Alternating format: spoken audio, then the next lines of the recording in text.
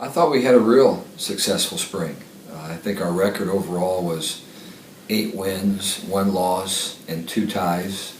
At some of these tournaments, you just play 2 sets against people, and so if you go 1-on-1, that's a tie. We actually tied Ball State, of all people, twice.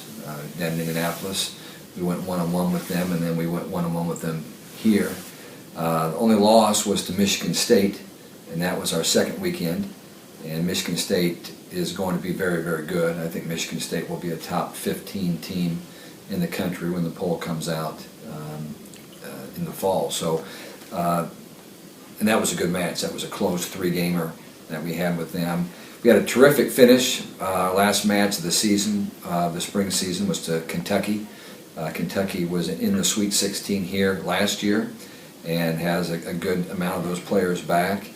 And we went to a 5-gamer. We played 3 out of 5 against them in the final match of the season, and they won the first and the third. We won the second, fourth, and we were actually down 8-7 when the teams flipped sides, and then found a way to put a run of points together. We beat them 15-11. So I was real pleased and proud of the way we battled through the spring. We did lose Kaisley Fisher to an ACL injury. She tore ACL or MCL or PCL. I wasn't sure there was all that even in the knee, but she's been kind of a tough luck athlete for us on the volleyball team, but she's taken things really, really well, and she will be doubtful to get back to help us next fall. We hope that she will. You just never know with that kind of an injury and rehab how quickly your athletes will return, but certainly without her, we're in a little bit of a pickle.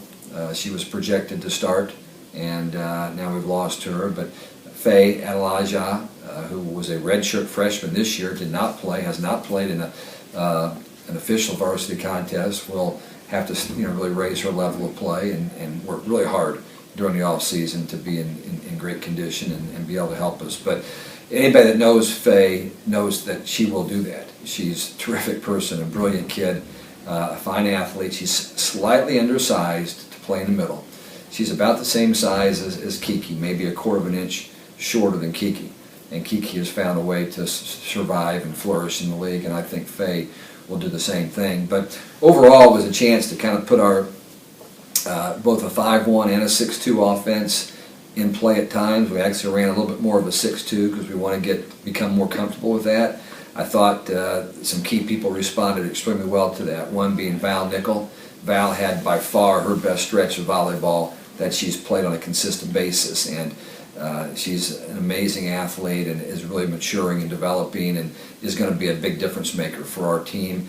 Catherine Rybarczyk, despite not playing well in our last tournament, had a really good spring. And those were 2 that didn't respond to a 2-setter system as well in the fall, but have certainly made those changes and adjustments very well.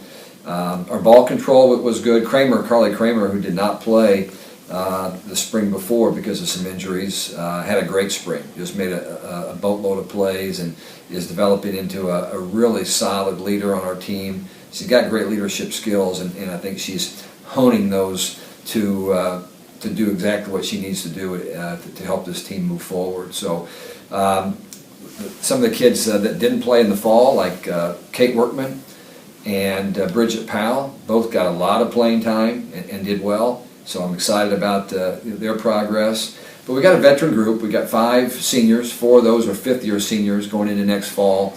And you like to have the experience. And I think that you're going to see both Kiki and Val also blow up and show some more signs of leadership as well. But it's an exciting group.